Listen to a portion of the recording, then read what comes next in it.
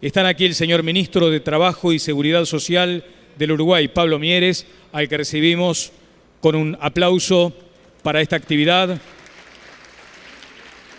El señor Alberto Acosta Garbarino, empresario, presidente de Desarrollo en Democracia de Paraguay. Guillermo Lipera, abogado, expresidente del Colegio de Abogados de Buenos Aires, Argentina.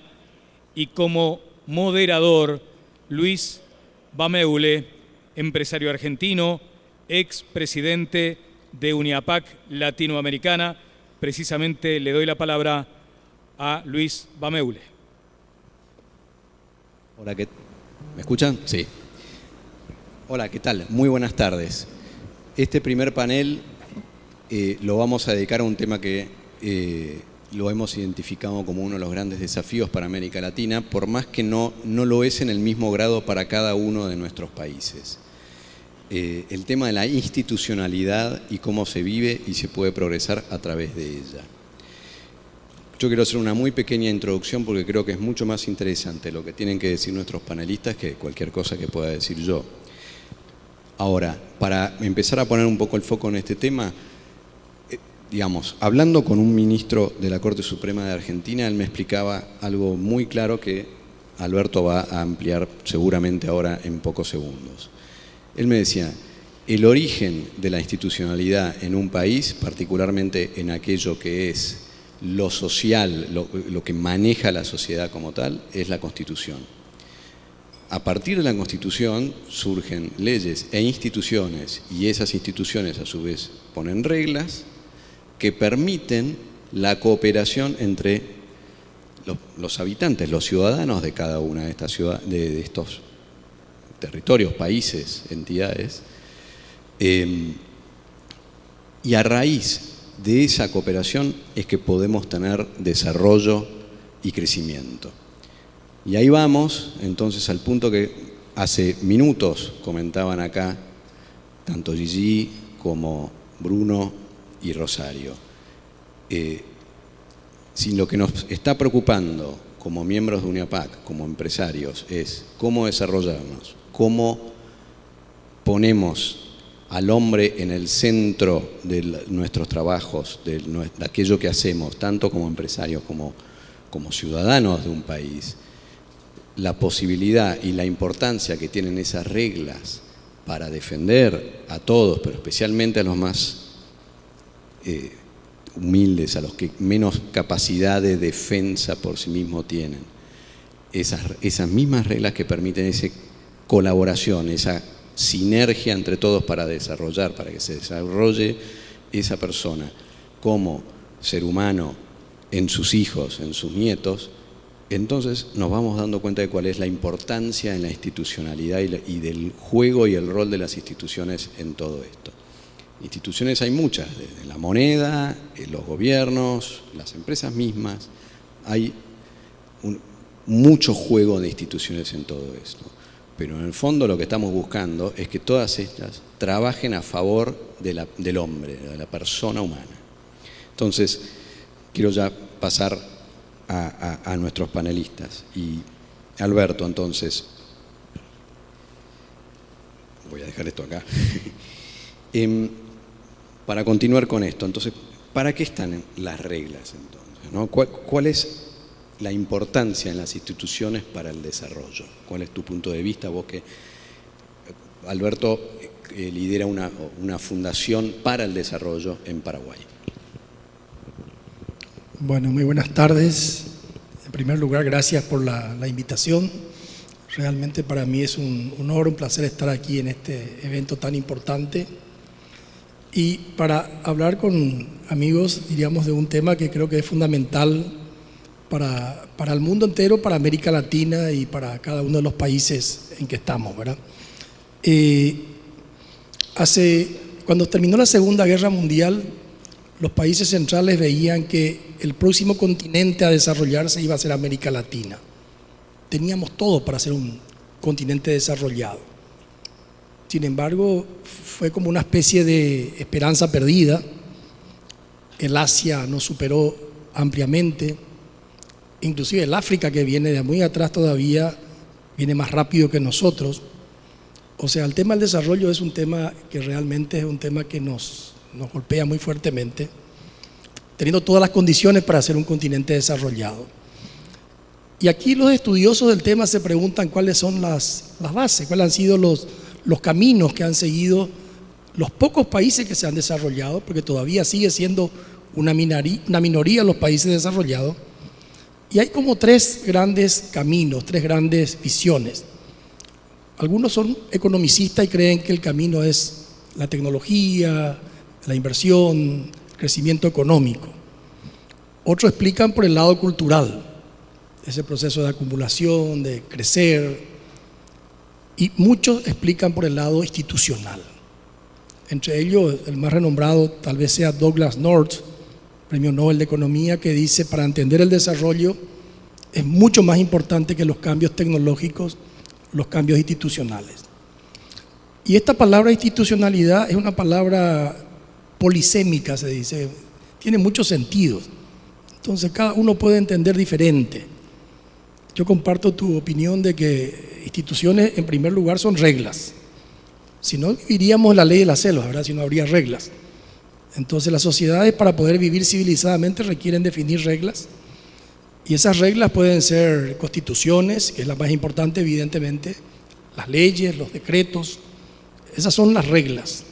Pero también son instituciones, esas organizaciones que se crean para promulgar esas reglas, un poder legislativo, un poder ejecutivo, un poder judicial.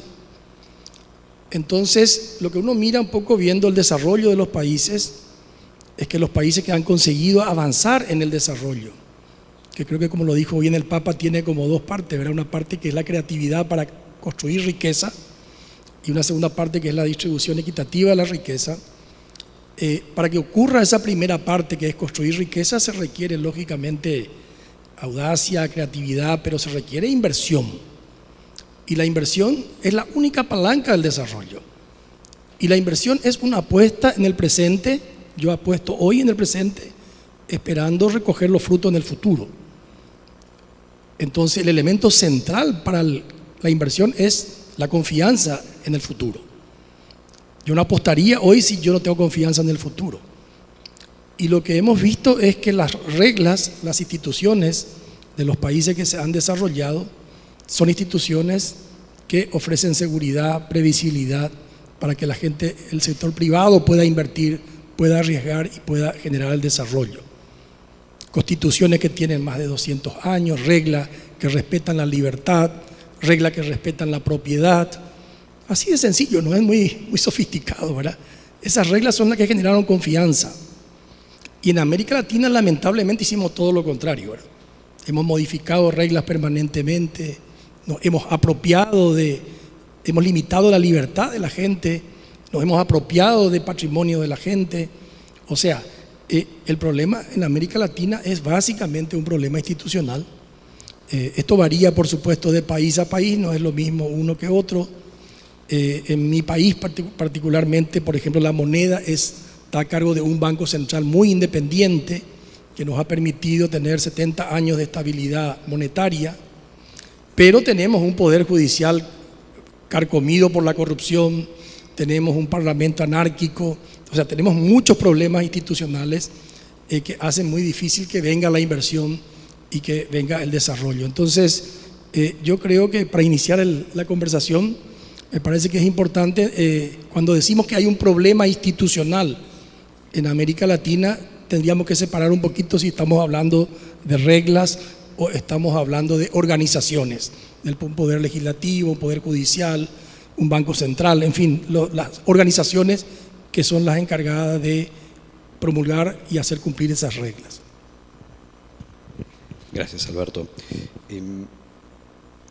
Contamos con nosotros con el ministro Mieres, que viene del lado de la política, que siempre desde el punto de vista del empresario es un misterio ya casi como es. ¿Cómo ve el rol de los partidos políticos en el entramado institucional que estamos hablando, ¿no? Y cuál y cómo debería ser la relación de los partidos con los distintos actores sociales, ¿no? Con los empresarios, con las ONGs, con los sindicatos? Bueno, Muchas gracias. Antes que nada, agradecer la invitación a ACDE y a UNIAPAC. Es un gusto realmente. Hace años, muchos años que conozco a ACDE y sé muy bien lo que ha significado en el Uruguay, su aporte, su constante espíritu constructivo, así que es un placer compartir con ustedes este panel y la verdad que también comparto mucho lo que acaba de decir mi compañero de panel en relación a la importancia de las reglas institucionales, porque yo creo que ese es uno de los puntos centrales. Lo primero que uno debería decir es que tenemos una realidad política en América Latina preocupante. Hay una caída del apoyo a la democracia, medida por el Latinobarómetro. Hay una pérdida creciente de confianza en las instituciones políticas. Hay datos muy significativos. La insatisfacción con la democracia está en el orden del 70% en 2020. Los partidos políticos son las instituciones que generan menor confianza. Solo un 13% tiene confianza en los partidos. Y en este marco, lo que uno siente es que seguramente el problema, por supuesto que esto tiene una varianza muy relevante. Afortunadamente para el caso uruguayo tenemos otra situación, pero estamos hablando de lo que es el conjunto de la región, de América Latina. Y ese es el debate, el sentido de esta reflexión. Entonces, indudablemente hay una fuerte deuda en cuanto a la capacidad del sistema político de responder a los problemas cotidianos de las sociedades latinoamericanas. Y además hay una emergencia más mundial de tipos de liderazgo político con toques autoritarios, con poco respeto, con poca convicción por las instituciones democráticas, lo cual aumenta la situación de preocupación sobre todos estos puntos, ¿no?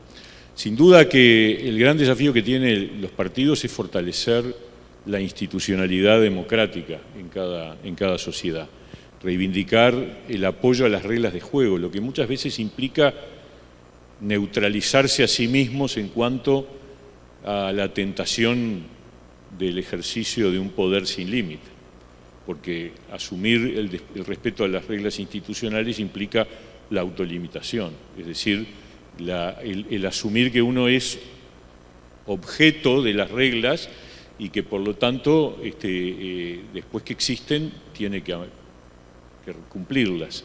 Y cumplirlas implica promover la construcción de un sistema institucional fuerte, que es la clave para el desarrollo. Yo comparto que la fortaleza institucional es la clave para el desarrollo de cualquier país, y también es necesario en nuestro continente, donde lamentablemente los partidos políticos han sido y son muy débiles, y los sistemas de partidos no son estables, ni son contundentes en su permanencia, tiene que haber un sistema de reglas institucionales que ayuden a que los partidos sean actores crecientemente modernos, crecientemente estables y que operen como parte de un sistema. Y eso implica un ejercicio del gobierno con transparencia. Yo creo que en ese marco general es muy importante pensar en qué formas de relacionamiento pueden existir entre el sistema político y las empresas. Es fundamental, para empezar, que ambas partes se visualicen y destaquen las virtudes de cada otra. Ver al político como impulsor de políticas públicas orientadas a promover el desarrollo del bien común, y al empresario como un actor indispensable que pone su capital, su capacidad de gestión, su creatividad, como se decía en el panel anterior, como decía el Papa, y el riesgo para promover el crecimiento de su propio emprendimiento, pero también pensando en el crecimiento de la comunidad, de la sociedad. Sin embargo, esta concepción virtuosa se ha desvirtuado mucho en diferentes países del mundo y en particular también en América Latina. Se mira con desprecio a la política, se ve como un mal necesario, se pretende muchas veces usarla al servicio de un interés particular y entonces la institucionalidad pasa a ser adjetiva y deja de ser valorada como esencial. Yo creo que ahí hay un desafío.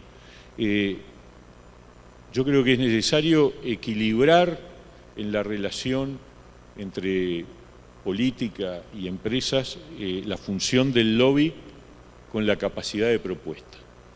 El lobby es una acción auténtica, legítima, absolutamente, que cualquier empresa desarrolla para lograr sus objetivos. Es una actividad que no debe ser condenada, es parte del juego. La actividad del lobby nunca deja de estar presente y es parte natural de la búsqueda de oportunidades de crecimiento y rentabilidad, pero lo que no puede es convertirse en un fin en sí mismo. Y en ese sentido no debe dejar de lado la mirada capaz de proponer al gobierno y a la sociedad no solo cuestiones que van en el interés de la propia empresa, sino de que generen valores adicionales que van más allá de la misma empresa. Ser capaces de encontrar las sinergias entre la actividad del lobby y aquellos objetivos generales convergentes capaces de dar incentivos virtuosos para la comunidad. En segundo lugar, también yo creo que hay otro punto central que es la necesidad de no ceder ante la tentación corporativa. Por definición, la empresa tiene objetivos particulares ineludibles y esa es su razón de ser, es decir, tiene una función que es la de desarrollarse, crecer, generar valor, etc. Sin embargo, sus reivindicaciones particulares deben estar equilibradas con una mirada más general capaz de incluir la consideración del bien común, ya sea sectorial o comunitario. Y en tercer término, hay un tema que también es una amenaza en las relaciones entre política y empresas, que es el vínculo clientelístico. Es decir, convertir el vínculo del político o el gobernante en un intercambio de favores de mero interés particularista. Esta es una tentación muy frecuente porque puede traducirse en un vínculo que genera beneficios recíprocos de alcance individual que dejan de lado el interés general y el bien común. El clientelismo lo que hace es bastardizar la relación y la convierte en un negocio que se aleja del objetivo del bien común. Yo creo que acá hay algunos de los desafíos, puede haber más seguramente, no voy a seguir desarrollándolo, pero tenemos por delante un desafío que es cómo superamos estos desvíos que de alguna manera no permiten consolidar lo que desde mi punto de vista es central, que es el fortalecimiento de la institucionalidad y del respeto a reglas que están por encima, que fijamos nosotros, todos, pero que después se nos imponen a nosotros porque esa es la característica que permite construir una sociedad democrática y una sociedad en desarrollo. Por aquí va la primera reacción. Gracias. Muchas gracias. Guillermo, en base, como vemos, o sea, hemos escuchado a Alberto, hemos escuchado al señor ministro, claramente van saliendo, estamos arrancando un camino, ¿no?, que vamos caminando. Y en ese camino, entre las relaciones de todos estos actores, surge una institución en particular que tiene un rol crítico, que quería ver cómo lo veías vos y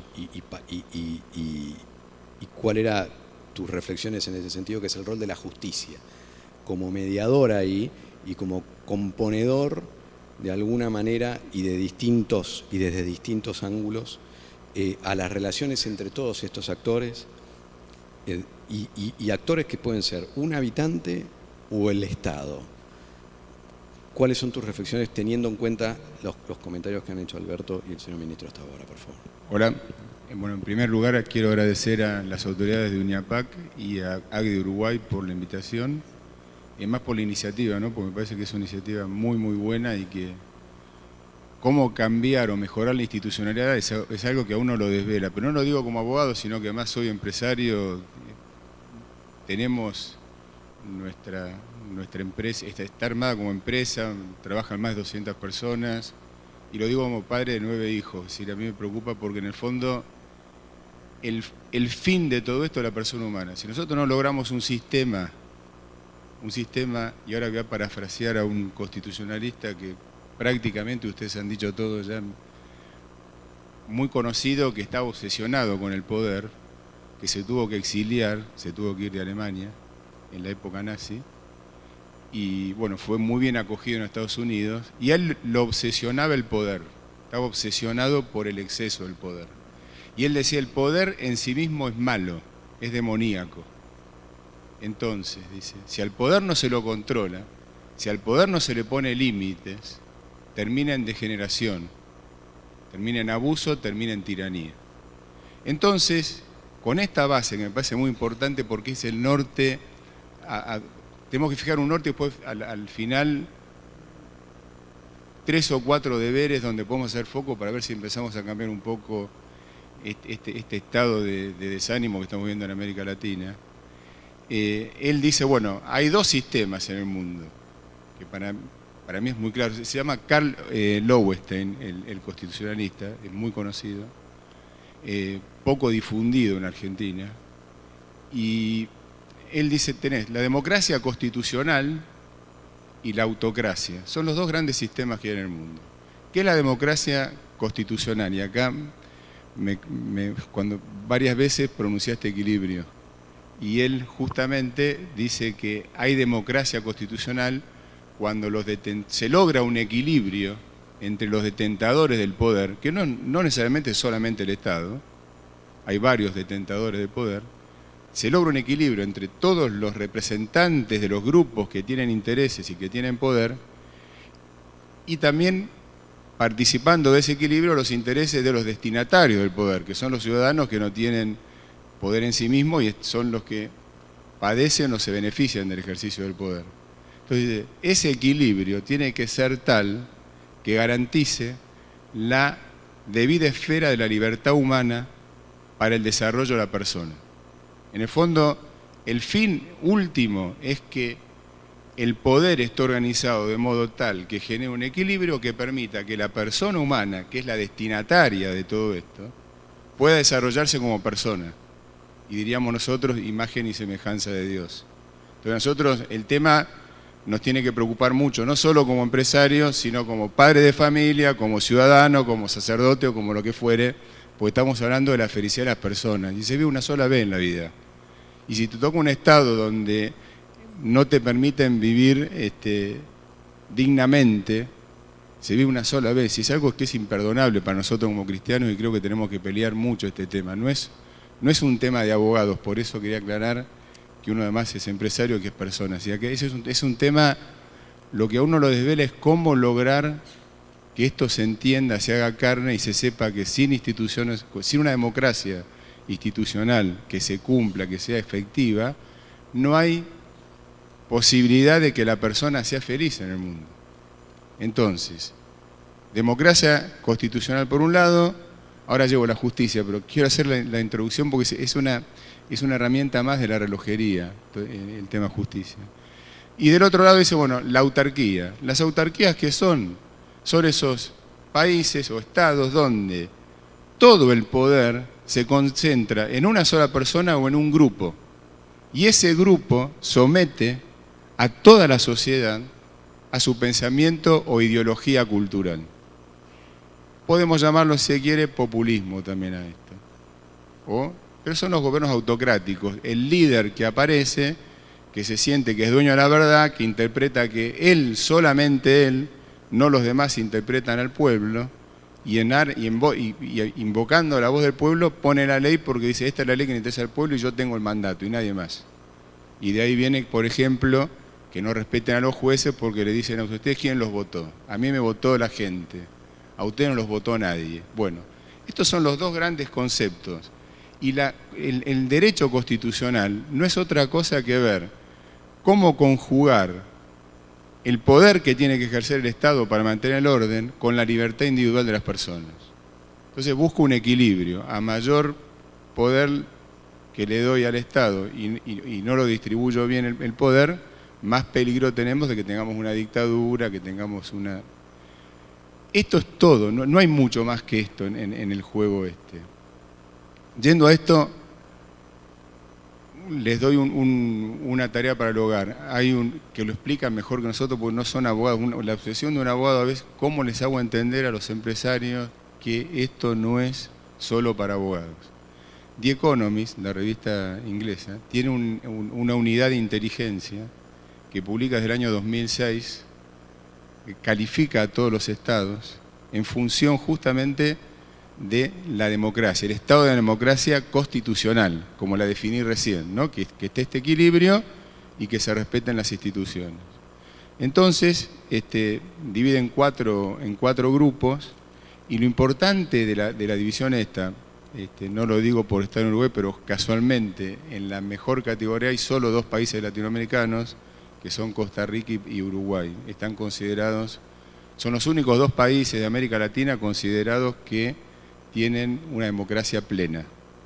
Entonces dividen en 4 grupos: democracia plena, democracia deficiente, estamos la mayoría de los latinoamericanos, después híbridos, que son semidemocráticos, y después los gobiernos totalitarios. Tenemos 4 países en el híbrido, América Latina, y la mayoría estamos en el segundo grupo, ahí que tenemos democracias deficientes. O sea que es justamente el punto este. Pero lo interesante para ustedes es que ahí explican muy bien los 5 criterios que tienen en cuenta a la hora de hacer las encuestas para las conclusiones. Y las 5 cuestiones, que las analizan muy bien en el trabajo, son 5 páginas, nada más, no es algo que escrito por no abogados. Lo digo porque por ahí lo van a entender más y van a tener armas ustedes para poder mejorar la sociedad. La primera habla del proceso electoral.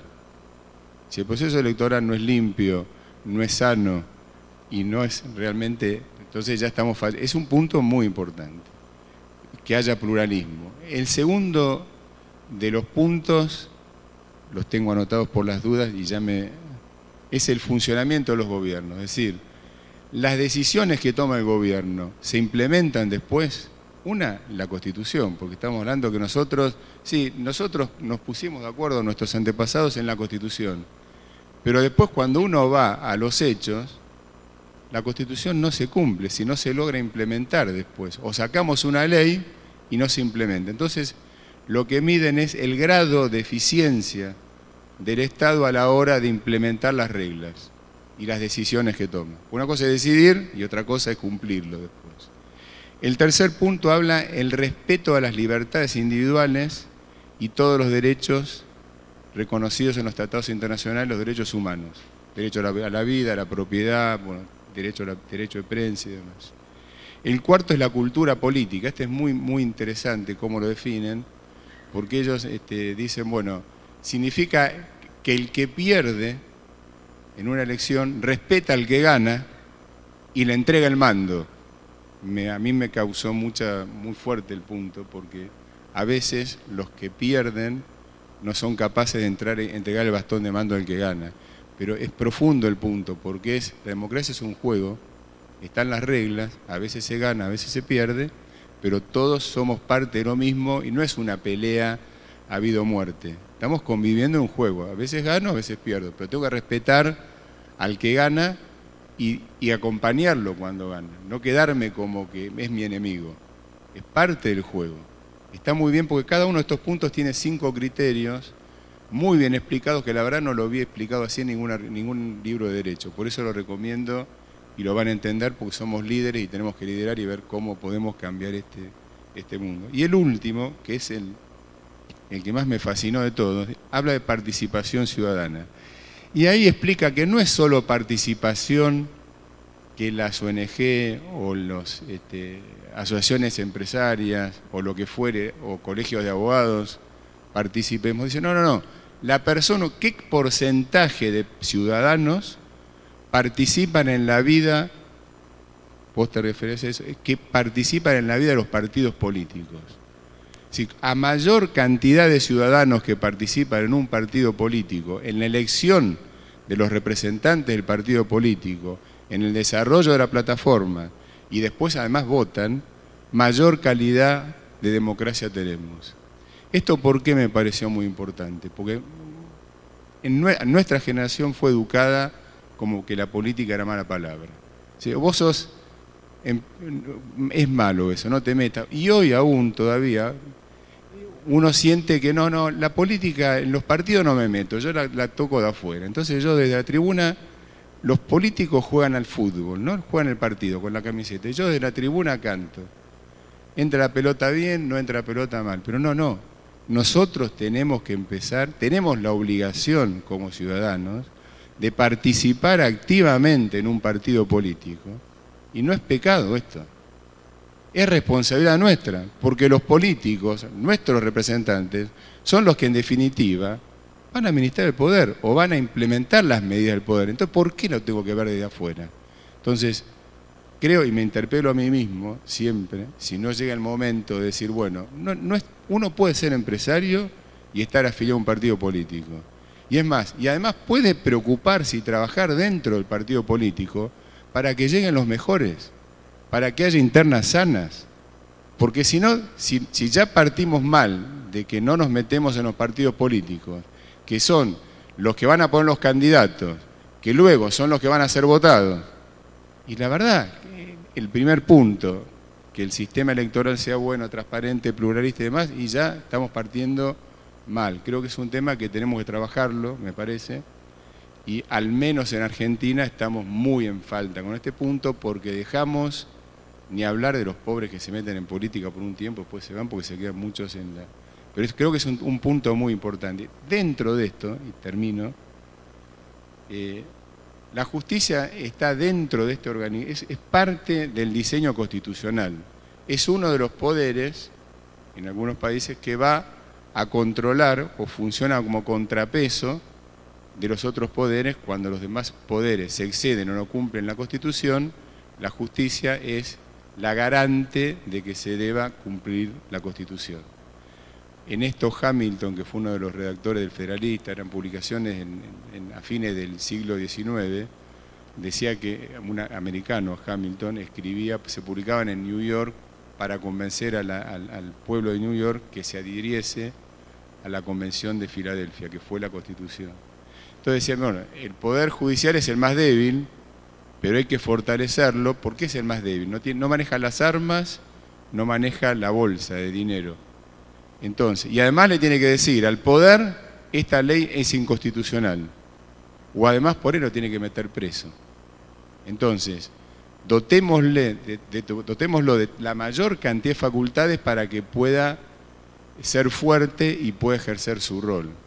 Este es un punto, yendo ya a responder la pregunta, que falla bastante, porque al fallar en sistema, al ser, dije primero que en The Economist nos ponen a la mayoría de los países de Latinoamérica como democracias deficientes.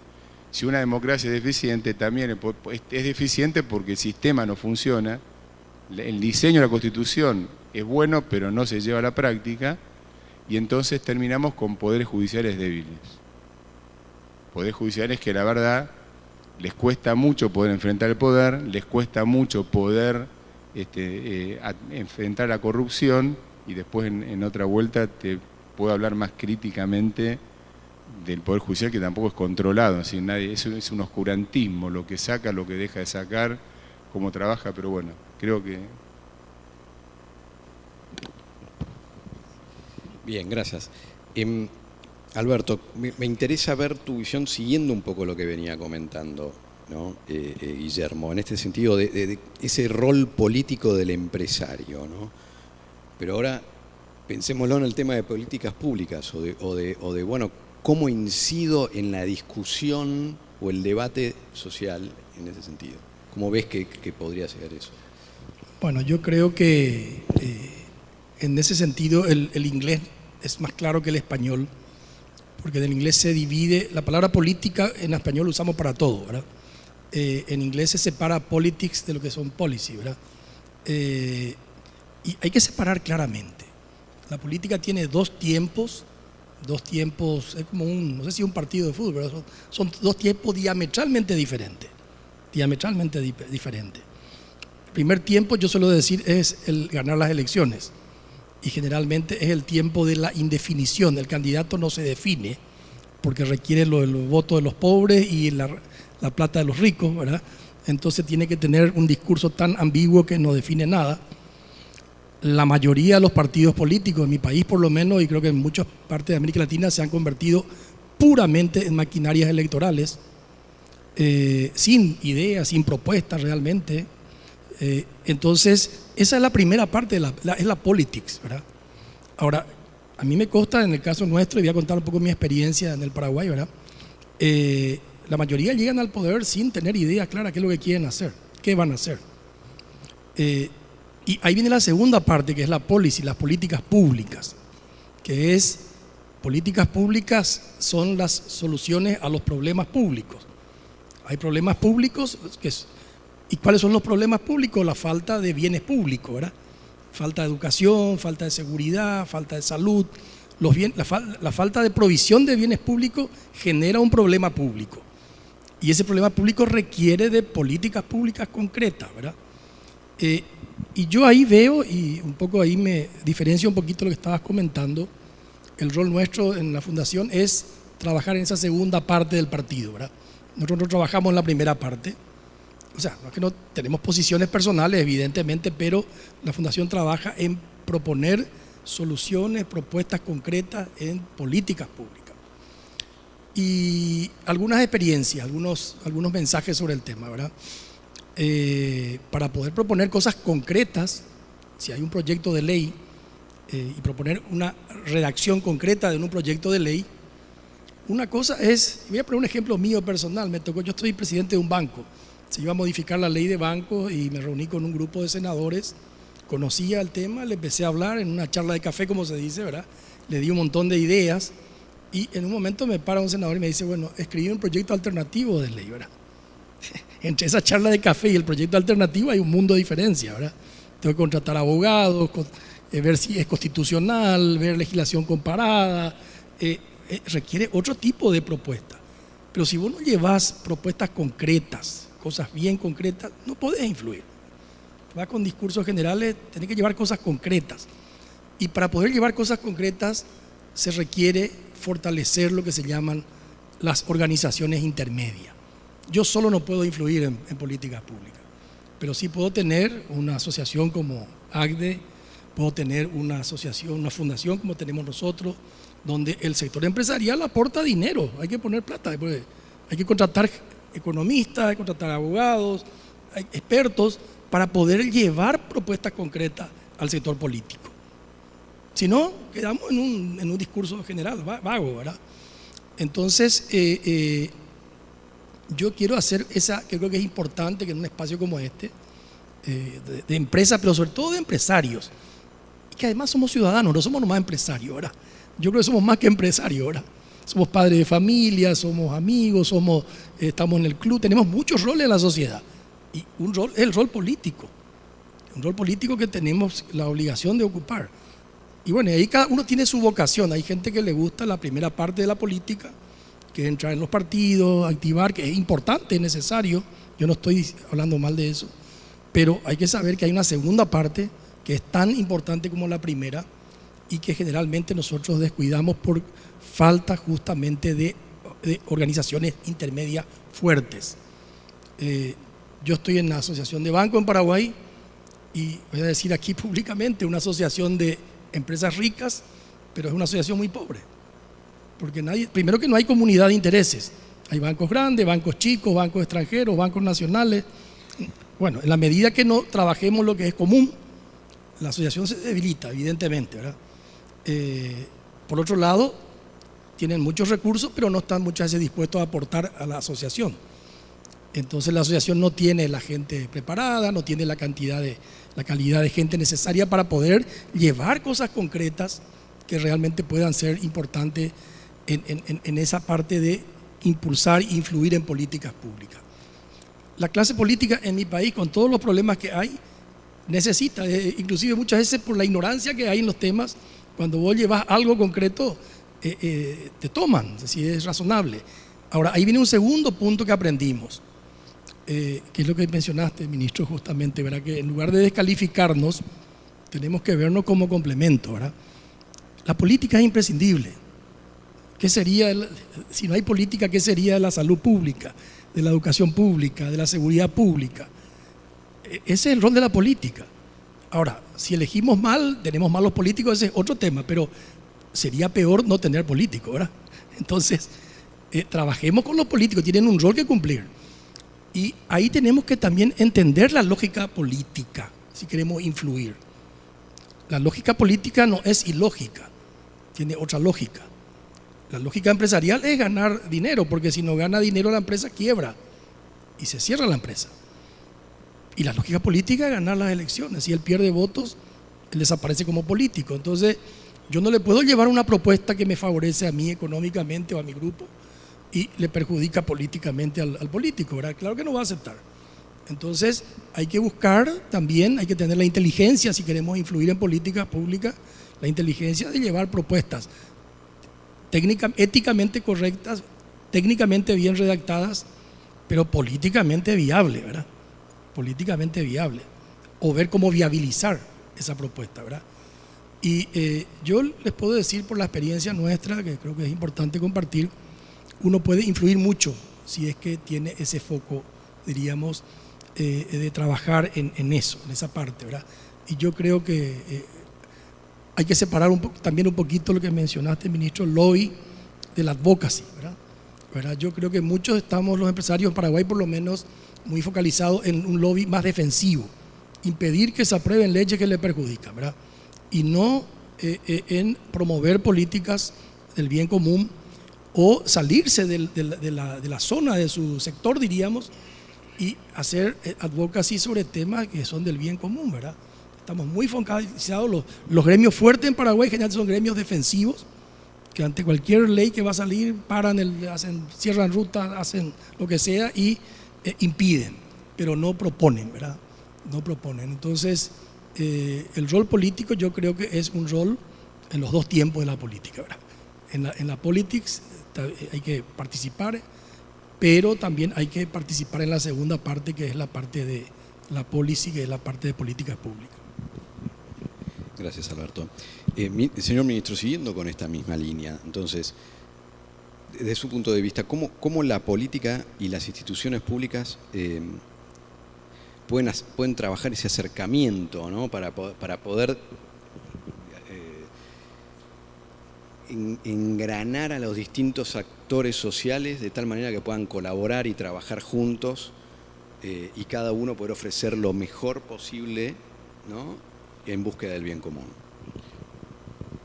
A ver, yo creo que uno de los problemas que tenemos es que cuando de alguna manera el actor político deja de cumplir con uno de sus roles fundamentales, que es la capacidad de articular intereses, de articular demandas, de compaginar los planteos que los actores de la sociedad civil organizada realizan, sean del mundo empresarial, sindical o de actores más vinculados con otras demandas de la sociedad civil, ahí empieza la crisis, porque en definitiva, además de ganar elecciones, los políticos tienen que ser portadores de políticas, en el sentido de lo que decía el compañero del panel, y muchas veces ese rol no se cumple.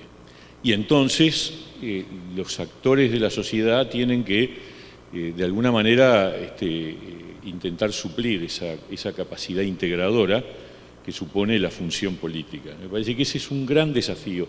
¿Cómo hacemos, cómo logra el sistema político dar el paso, digamos, hacia un programa de gobierno que tenga la capacidad de moderar los intereses particulares, encajándolos en un proyecto más general que obviamente implica que algunos de los intereses de actores se deben postergar porque si no es imposible una solución general, y para eso necesitamos actores que a su vez, y ahí entro en una faceta que me ha tocado y me toca vivir en el trabajo como ministro de Trabajo, que es la sensación de que las relaciones laborales, por lo menos en la experiencia que nosotros tenemos en el Uruguay, tienen una gran dificultad para mejorar, que está relacionada con el predominio de un paradigma cultural que se traduce en términos de pulseada, en términos de que muchas veces la relación entre empresarios y trabajadores es básicamente una pulseada por el poder, o mejor dicho, por avances o retrocesos, y se convierte en un juego de suma cero, en donde lo que yo gano tú pierdes. En vez de predominar un paradigma que es el paradigma más moderno, yo creo que las sociedades que avanzan, las sociedades más desarrolladas, las sociedades que mejor les va, son aquellas en donde ese paradigma de pulseada es sustituido por un reconocimiento de que más allá de que hay intereses contrapuestos en alguna medida, en algún grado, entre trabajadores y empresarios, hay un ancho campo de convergencia y de colaboración. Bueno, ustedes lo saben, porque eso es básicamente la concepción de la RCE, de la responsabilidad social empresarial. Es decir, la idea de que en realidad el trabajador es un colaborador, es un stakeholder, es alguien con el que de alguna manera vamos y vamos en la suerte de la empresa, pero el problema es que no siempre es así. Desde la mirada empresarial hay en muchos casos donde el empresario, muchas veces por reacción ante una concepción dominante del sector trabajador, termina viendo al trabajador como un problema, como un costo de producción, como una situación que se le hace difícil de compaginar. Y del lado sindical es bastante más frecuente, cuando uno escucha los discursos, la lectura es en términos de ocupar territorios, es decir, conquistas. Es una palabra muy frecuente en el discurso sindical. Tenemos que lograr tal conquista, y cada conquista es un avance en una guerra de posiciones donde el objetivo final es ocupar todo el territorio. Entonces eso hace imposible esa mirada diferencial, pero que yo creo que tenemos que insistir fuertemente. Yo creo que acá hay una de las claves de un funcionamiento democrático más fuerte, que es cómo logramos que el paradigma de las relaciones laborales vaya cambiando hacia una lógica de ganar-ganar, y que implica de parte del empresario la disposición real a que, así como yo quiero que cuando las cosas van mal tú tengas que aceptar que las cosas van mal, luego, si las cosas van bien, tú seas parte de los beneficiarios de la mejora del sector, de la empresa, etc. Y para eso se necesita, y termino esta intervención con esto, se necesita un actor gubernamental que sea y que además sea visualizado como ecuánime, como equilibrado, como capaz de ser confiable para las dos partes. Si no, eso es imposible. O sea, la construcción de las relaciones laborales en el siglo XXI requiere de que de parte de los actores sociales haya un predominio de la mirada de la colaboración y del ganar-ganar, y de parte del gobierno la percepción de que es un gobierno en el que se puede confiar, que no va a mover la aguja para un lado, que no está flechado, y que por lo tanto puede ser objeto de confianza tanto de los sindicatos como de los gremios empresariales. Y eso no es nada fácil, porque la tendencia en América Latina es que estas cosas estén teñidas rápidamente y fuertemente de asociaciones. Este gobierno patea para este lado o patea para este otro. Y eso impide que emerja un modelo de relaciones laborales más fructífero, que en definitiva es clave, otra vez, para el desarrollo y es clave para fortalecer las instituciones. Bueno, por ahí va un poco la reflexión que me surge sobre este punto. Gracias. Gracias. Guillermo, a ver, un poco complementando todo esto, siempre están estas posibilidades de hacer la negociación, ¿no? En donde uno busca, digámoslo así, por las buenas, llegar a un acuerdo, pero eventualmente hay situaciones en las cuales el tema nuevamente termina en la justicia, ¿no? Y cuál es, y lo que un tema que vos empezaste a mencionarlo en tu ponencia, en tu primer ponencia, y que yo lo veí desde dos lugares distintos. Uno es cómo es el acceso a la justicia, cómo logramos que el problema de poder acceder a la justicia y que la justicia me haga justicia, digamos. A mí que soy un trabajador, o yo que soy una pyme, o no sea tal que sea un impedimento del uso del servicio de la justicia para solucionar este tipo de problemas de falta de acuerdo, digamos.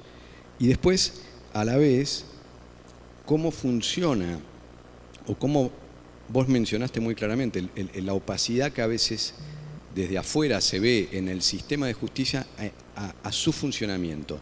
¿Este juez es coherente con lo que hace? O sea, un día, ante un mismo problema, da una solución un día y otra opuesta en otro.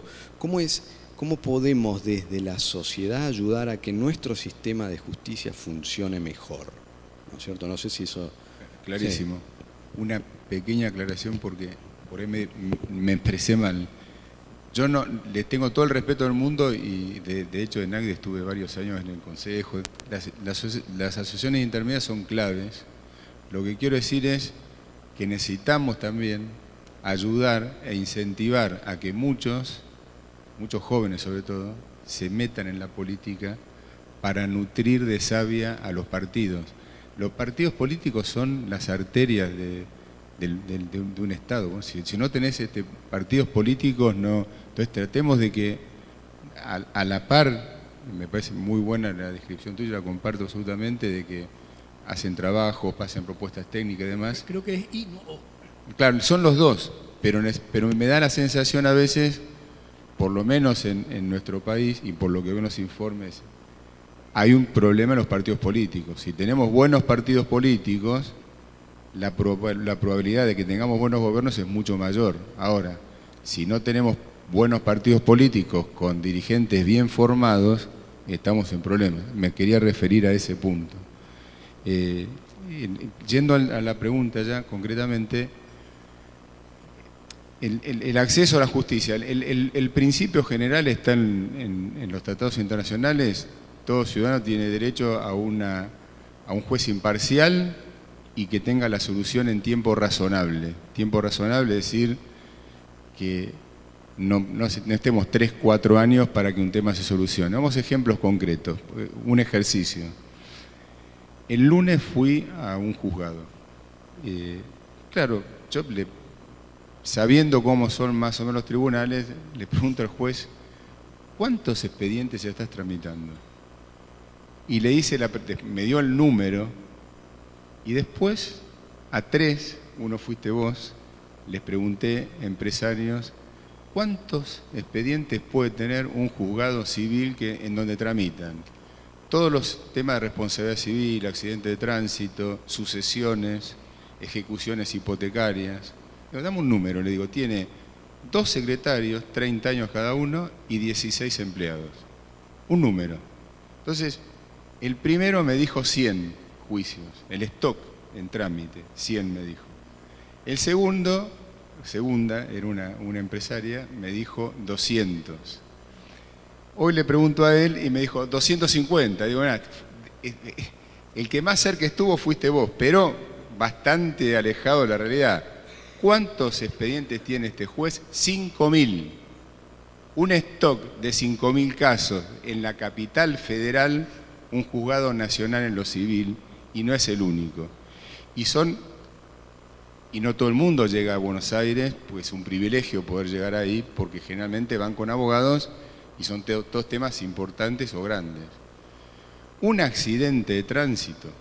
Hablamos recién de juez imparcial, después voy a la parte de imparcialidad. Al tiempo razonable, que es lo que lo dicen los tratados internacionales. Un accidente de tránsito, la tramitación, o sea, si yo tomo desde la primera hora, redacción de la demanda, testigos, notificaciones, resolución del juez, todo, no puede llevar más de 50 horas, pero con toda la furia 50 horas. ¿Cuánto tiempo duran? ¿En cuánto tiempo se desarrollan estas 50 horas? Promedio hecho, lo metimos en una base de datos, 30.000 juicios de accidentes de tránsito. ¿Qué tiempo nos dio promedio? 5 años y 7 meses. Y pensemos que en el tema de accidentes de tránsito estamos hablando generalmente, los reclamantes son gente que andan peatones o trabajadores. 5 años y 7 meses. Imagínense cuando ustedes hablamos de no, hay que meter preso a tal político, a tal otro, la corrupción. Olvídense, porque por lo menos en Argentina, estoy contando la realidad, porque si no nos quedamos en esta es la que uno sufre en la diaria, digamos, cuando una ejecución hipotecaria, banquero, justamente fui por una ejecución hipotecaria. Promedio, tiene que ser muy malo el abogado deudor para que no dure 10 años como mínimo. En Argentina. 10 años. 10 años. Entonces, perdón, les puedo dar ejemplo de 20 años. Estoy hablando porque no tienen, para que sea, en este caso era muy grande el que fui a ver, el juez no lo conocía. Yo le fui a poner la cara, mira, tiene cara este expediente. Ah, lo vi en el diario otro día, porque qué lindo lugar, complejo. Claro, él había visto el caso en el diario, le gustó el lugar, pero no sabía que era su juzgado y era su tema. Yo la verdad que me maté de risa por adentro, con una bronca también fenomenal, pero voy a este punto, es decir, ahora, ¿cómo se soluciona esto? Ni hablar de toda la gente que tiene problemas, y en Argentina son muchos, sobre todo mujeres, que no tienen valor económico grande, es decir, ningún abogado las defiende. Ahí yo los sábados voy a atender con un grupo de jóvenes, y promedio son 10 personas por sábado, 9 mujeres, un varón, 3 temas: malos tratos, juicios de alimentos, de alimentos se van en la pareja y lo dejan, y el tercer tema es de visita a los hijos. No tienen abogados, no hay juzgados para ellos, no tienen acceso a la justicia, no llegan. Entonces, en esos casos, bueno, uno no da abasto, pero estamos hablando de millones de personas en Argentina en este estado de situación, donde para nosotros debería haber, hay en algunos países juzgados volantes que vayan, estoy pensando en el Gran Buenos Aires, que vayan día por día con un abogado y un defensor del otro lado, y un abogado para las dos partes, para temas de menores, que no dan para que un abogado se involucre. Entonces, ahí tenés un problema de acceso para los más vulnerables. Y para los superpoderosos tampoco tenés acceso, porque si te digo que un banco, menos de 5 años es imposible lograr una subasta, estás hablando de que, entonces, solución, hay que trabajar con matriz de gestión como cualquiera de ustedes en su empresa tiene un tablero de control, tiene indicadores de gestión.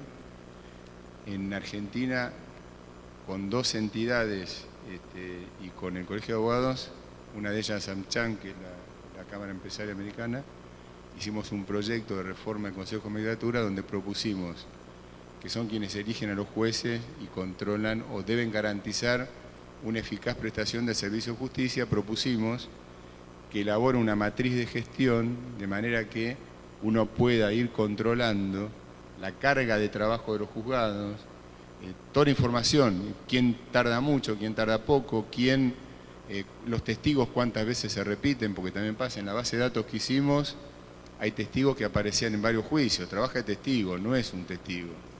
Y pasa, pero pasa mucho. Después uno habla de la industria del juicio. A ver, armen una base de datos porque es cierto que hay fraude muchas veces, pero muchas veces es responsabilidad también del empresario que no se preocupa porque el organismo de contralor tenga una matriz de gestión que pueda ejercer un control lógico de los movimientos objetivos o datos objetivos que pasan en la justicia, y ahí se va a transparentar todo. Cuando uno ve, por ejemplo, que en Argentina los juzgados federales que tienen que investigar los casos de corrupción tienen más de 4.000 expedientes y es un solo juez, y ahí están investigadas personas de muchísimo poder político, es imposible. No tienen herramientas para poder llevar la justicia rápido. Entonces, la verdad que la respuesta es herramienta de gestión. Sin herramienta de control, lo que no se mide no se puede controlar. Esa es la base. Y una más. Selección. Y acá viene un aviso, un punto para los empresarios. Al menos en Argentina, el proceso de selección es público. Uno sabe quiénes están candidateando, para que después el Consejo de Magistratura eleve una terna al presidente, el presidente elige uno de los tres y lo manda al Congreso y da el acuerdo. Y todas las audiencias son públicas, es público quiénes son los candidatos y demás. Hablo de laboral, derecho laboral, no voy a hablar del resto. En derecho laboral, los sindicatos nos ganan por goleada. ¿Por qué? Porque se ocupan del proceso de selección, quienes se candidatean, hasta están en los grupos de examinadores de los candidatos, llevan un control perfecto del tema. Del lado de los empresarios, nadie se ocupa. Es como que es un tema que no existe. Entonces después, disculpen que lo digo con la camiseta de empresario, no hago con la camiseta, no vengo pero les digo para que ayuden ustedes. No puede ser que no podamos juntar algo de plata para tener 3 personas permanentemente. Nos quejamos, no, la industria del juicio, qué horror, qué disparate. No, a ver, ¿cuántas veces fuiste a las audiencias públicas o cuando elegiste a tu abogado interno? Ocupate a ver quiénes son los candidatos, porque a veces tenés candidatos que han cometido horrores, y no pasa nada, porque del lado el empresario no se ocupa. Entonces, cuando vos no te ocupás de la selección de las personas, y tenés un problema. En ese sentido, los sindicalistas son mucho más prolijos y se ocupan del tema. No va a pasar, es muy difícil que un sindicato no impugne a un candidato a juez que ellos sepan que la persona no les genera confianza. Y del otro lado no pasa nada. Si uno se ocupa va a tener buenos jueces y además si tenemos control de gestión vamos a incluso ayudar o peticionar. Mirá, con este stock de trabajo nadie va a poder hablar todo esto. Entonces justicia es muy baja, la calidad, la eficiencia es muy baja, pero no se puede, está fuera de control. Por lo menos hablo de Argentina, ¿no? Por lo que veo acá en The Economist está pasando bastante en toda América Latina. Uruguay se salva porque está está muy bien calificado. Guillermo, ahí cortito te pregunta rápida sobre esto. ¿Cómo ayudaría la digitalización de expedientes, por ejemplo? A ver, sumemos la tecnología, ¿no? La inteligencia artificial. Eso lo presentamos hace unos años ante la Corte. Hicimos una presentación por el colegio. Bueno, digitalicemos todo el Poder Judicial. Metamos todas las carpetas, todos los juicios dentro. Hoy con el Big Data, con todo esto, con la inteligencia artificial es muy fácil y le hicimos una demostración, le llevamos una cantidad, miles de casos, donde incluso se hacen mapas de calor por fraudes. Y bueno, nos dijeron que sí, bueno, dale, vamos para adelante, que esto, que lo otro. Bueno, fuimos al Consejo de Magistratura. Cuando seguimos trabajando en el tema, se hacen matrices después con todo lo que entra, y uno puede comparar a los juzgados en cualquier cosa, tipos de indemnización, en cada tema cómo reaccionan. Genera una previsibilidad muy grande para el justiciable. Cuando vamos al Consejo, después de ver, pero con esto nos van a auditar ustedes. Y sí, le digo, vamos a auditarlo. No, olvídense, no, dice, no. Depende del Poder Judicial. Nosotros solos no lo podemos hacer, pero sería una gran ayuda, sobre todo para el no abogado, porque el no abogado, como está armado, sigo con el ejemplo de accidente de tránsito. Digo, pongo mis datos, incapacidad, que esto y lo otro, y el margen de error es 1%. Le da la predictibilidad. El sistema tiene predictibilidad y le dice, bueno, tu caso va a salir tanto, una indemnización de trabajo, lo que fuere. Es muy rápido, muy accesible. Lo que pasa es que el Poder Judicial no quiere ser auditado y tampoco al Estado le interesa mucho el tema de ser auditado en este tema. Pero para mí pasa por ahí la solución, porque ahí vas a dar mucha transparencia, todo a la luz, y se van a acabar muchos mitos, porque a veces lo digo con la mejor excusa de un abogado de empresa, cuando algo salió mal por culpa de uno, y viste cómo es la justicia, la industria, el juicio, echarle la culpa a otro. Cuando todo está puesto ahí, hasta nuestros errores se van a ver también. Está bueno. Entonces uno se va a esmerar más también en el trabajo. Gracias. Alberto, recién hablabas esto del lobby contra el advocacy, ¿no? ¿Qué es lo que vos ves que surge a veces como problema en los empresarios para influir en esas políticas públicas, ¿no?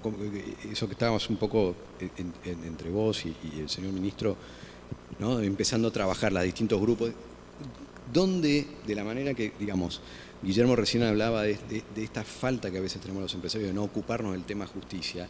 Bueno, ¿cómo lo ves vos cuando lo llevamos a un tema público y queremos influir en una política pública? Bueno, nosotros tenemos en la Fundación un curso de formación de líderes y dirigentes, ¿verdad? Y le traemos todos los años a un filósofo colombiano que a lo mejor habrá estado en UNIAPAC, Bernardo Toro, el filósofo colombiano.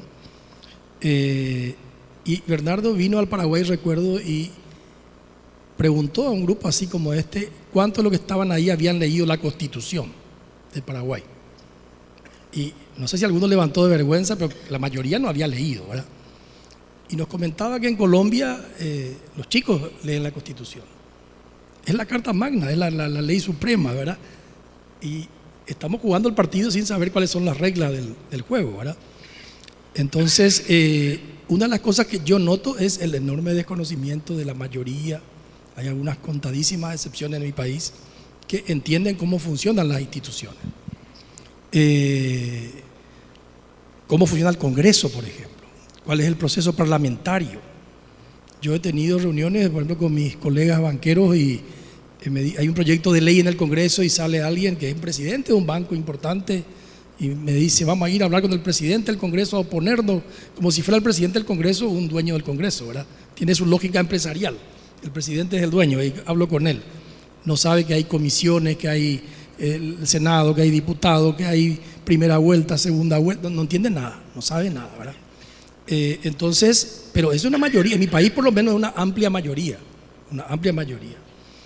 entonces el primer punto yo creo que este es un tema que no es de abogado, ahí comparto tu opinión de que este es un tema no es de ciudadanía. Si yo no conozco las instituciones, ¿cómo voy a poder influir? Si yo no conozco, por ejemplo, de que la lógica del derecho público es la inversa al derecho privado. El derecho privado es el reino de la innovación, de la creatividad. Lo que no está prohibido está permitido. Pero te vas al derecho público, voy junto al ministro y él está en la lógica inversa. Lo que no le permite la ley, él no puede hacer. Entonces, eso no entiende la mayoría de los empresarios. Y van y le plantean cosas desde la lógica privada que lógicamente no es viable de la lógica pública, ¿verdad? Entonces, yo creo que un primer tema importante es que este no es un tema de abogados, es un tema realmente, yo diría casi que la primera responsabilidad de un ciudadano, entender cómo funcionan, si quiere influir en las políticas públicas, ¿verdad? Entonces, el segundo es lo que ya mencioné. Para influir se requiere construir instituciones intermedias, fuertes, lo cual requiere una conjunción de 2 o 3 cosas, ¿verdad? El aporte económico del empresario.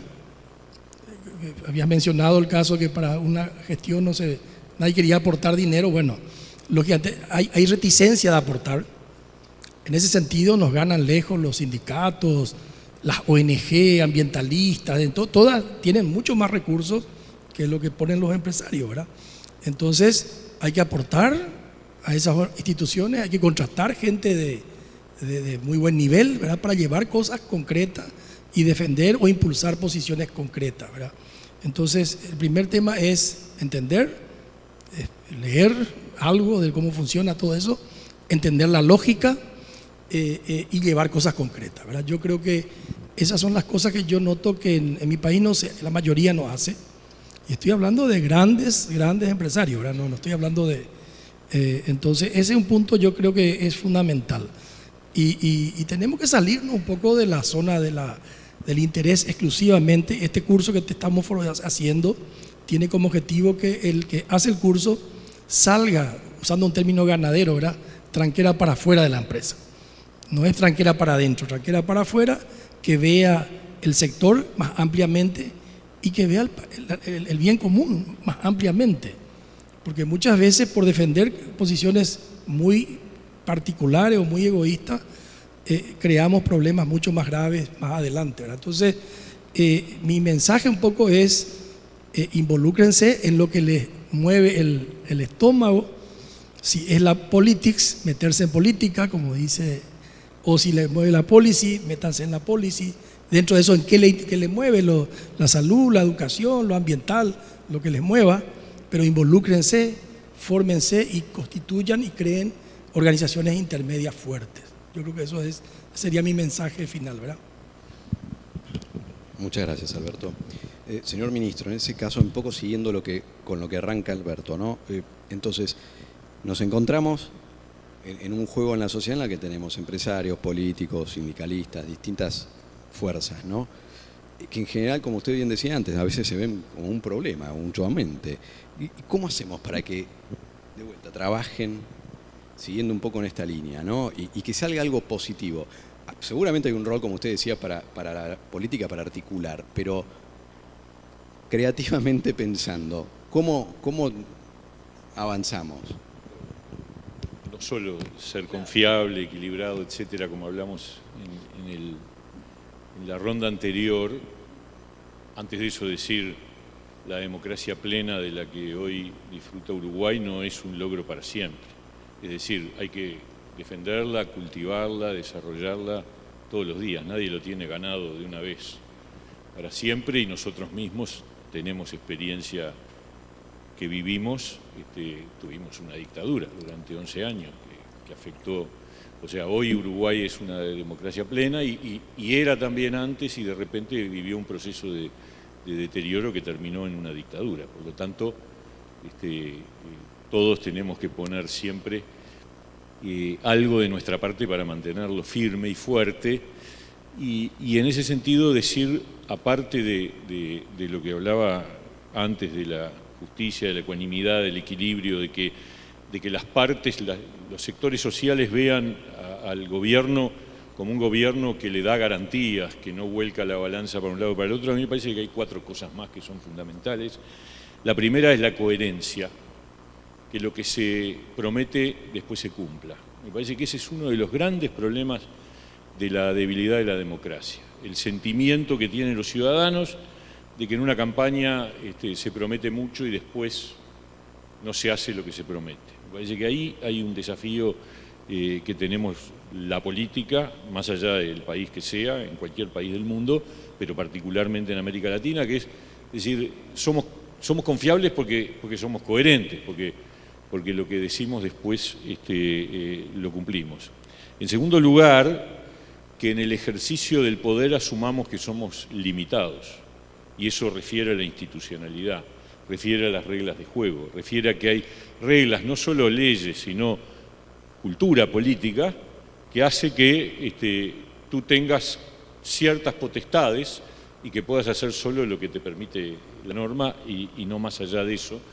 Y de entre ello también implica la aceptación de la alternancia, o sea, que es la probabilidad de que el que hoy está en la oposición sea gobierno nuevamente y que eso es parte de la vida y de la salud de la democracia y no un gran problema que hay que erradicar. Me parece que ese es el segundo punto. El tercero, la honestidad y la transparencia.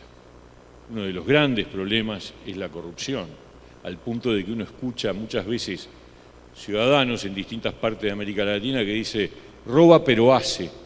Bueno, esa justificación de la corrupción, sí, pero en realidad es un juicio de muchos ciudadanos que terminan votando independientemente de la honestidad. Y me parece que ahí hay un punto clave, que es que la política debe cumplir con el criterio de la honestidad y la transparencia, y ahí es muy importante el Poder Judicial, porque es uno de los grandes controles de la corrupción. Si funciona mal, el campo para portarse mal crece de una manera brutal. Y lo último, un diálogo respetuoso por el adversario, es decir, el no construir la famosa grieta, el reconocer que las diferencias, por más enormes que sean, deben administrarse en el plano de la admisibilidad del adversario, de que el otro, bueno, tendrá todas las diferencias que tengamos, pero seguimos en un plano en donde es viable el intercambio y la discusión, por más fuerte que sea, pero en definitiva no tiene que pasar a la erradicación del adversario. Me parece que si todas estas cosas funcionan, yo creo que la democracia crece y además el desarrollo de la economía y por lo tanto de las empresas se vuelve mucho más viable y posible. Eso es lo que podemos aportar desde la política. Gracias. Gracias. Guillermo, nos queda muy poco tiempo. Durante la mayor parte de tus ponencias ya mandaste un mensaje de muchachos, métanse, ¿no? Pero terminalo, o sea, siguiendo la línea con Alberto, el señor ministro, con vos, ¿cuál es ese, qué esperás? ¿Cómo ves ese rol que nos queda a nosotros para ir para adelante? Mi sueño es que todos los empresarios se ocupen de conocer cómo funciona un sistema democrático. Lo mínimo. Me acuerdo siempre un curso, cuando estaba empezando a administrar la empresa, tuve que ir a una escuela de negocio para que me enseñen, era un curso Finanzas para no financistas. Entonces yo les diría, mi sueño, que tomen un curso Constitucionalidad para no abogados. Hay un mínimo que no pueden saber, no pueden no saberlo. Hay un mínimo que el decálogo, 10 puntos.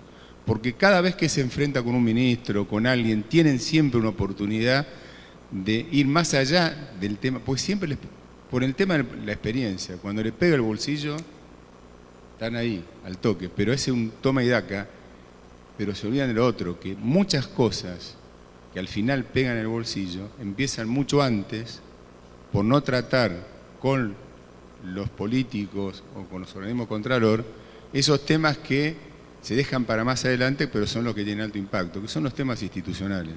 Pero para poder comentarlos con altura, para poder corregirlos o intercambiar y enriquecer el diálogo, pues esto es colaborativo de los dos lados, uno tiene que formarse. Es irresponsable ocupar un lugar importante en una empresa sin dominar lo mínimo necesario que hay que saber de institucionalidad, cómo se puede concretar. Hagan cursos, son 10 clases, no más.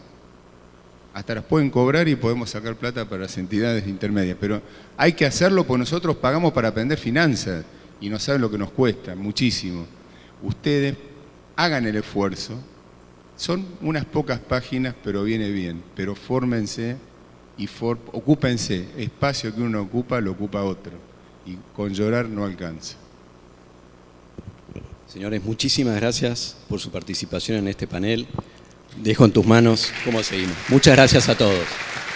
Bien, muchísimas gracias a Pablo Mieres, a Alberto Acosta Garbarino, a Guillermo Lipera y al moderador Luis Bemaibule. Vamos ahora al corte para el café, tal cual estaba previsto, y les pedimos muy especialmente a ajustarnos en los tiempos y regresar a la sala en aproximadamente unos 15 minutos. Gracias.